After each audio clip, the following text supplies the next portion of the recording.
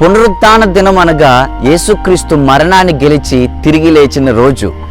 ఈ భూమి మీద నివసిస్తున్న ప్రతి మానవుని జీవితంలో రెండు ప్రాథమిక సంఘటనలు ఉంటాయి. అవేంటంటే జనన దినం, రెండవదిగా మరణ దినం. కానీ ఈ జనన దినం, మరణ దినంతో పాటు యేసుక్రీస్తు జీవితంలో మరణాన్ని గెలిచి తిరిగి లేచిన రోజు కూడా ఉంది. ఈ భూమి మీద జరిగిన ఒక గొప్ప సంఘటన ఏంటంటే మరణం యేసయ్య దగ్గర ఓడిపోయింది.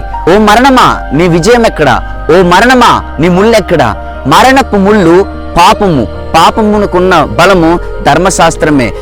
ఆయన పాపం లేనివాడు కాబట్టి, పరిశుద్ధుడు కాబట్టి యేసయ్యను మరణం బంధించలేకపోయింది. ఆయన మరణపు ముళ్ళను విరిచివేసి ఉన్నాడు. Sin is defeated at the cross and the death is defeated at the tomb and an empty grave is there to prove my savior live. యేసుక్రీస్తు పునరుత్థానుడుగా ఆయన తిరిగి లేచి ఉన్నాడని ఖాళీ సమాధి కనబడుతుంది. చాలా మంది ఈ భూమి మీద నివసిస్తున్న జనులు అనేక మంది మరణం అంటే భయపడతారు.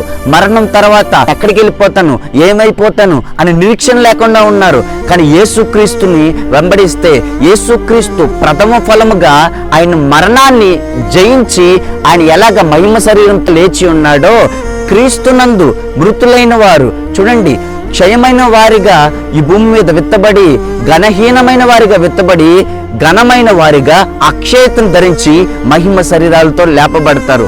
యేసు పునరుద్ధానం క్రైస్తవ విశ్వాసాన్ని దృఢపరుస్తుంది. పునరుత్థానం ధైర్యాన్ని ఇస్తుంది, శక్తినిస్తుంది. యేసుక్రీస్తు మరణాన్ని గెలిచి తిరిగి లేచిన ఈ పునరుద్ధానం ఆయన సజీవుడైన దేవుడని, అలాగే మనల్ని కూడా మనం మరణించిన తర్వాత మనల్ని తిరిగి లేపి ఆయన పరలోకం చేరుస్తాడని వాక్యం చెబుతుంది.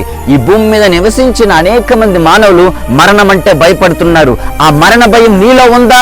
ఇదిగో యేసుక్రీస్తును వెంబడిస్తుంటే ఆ మరణ భయం నీలోంచి తీసివేసి నీకు పరలోకం ఇస్తాడు. God bless you.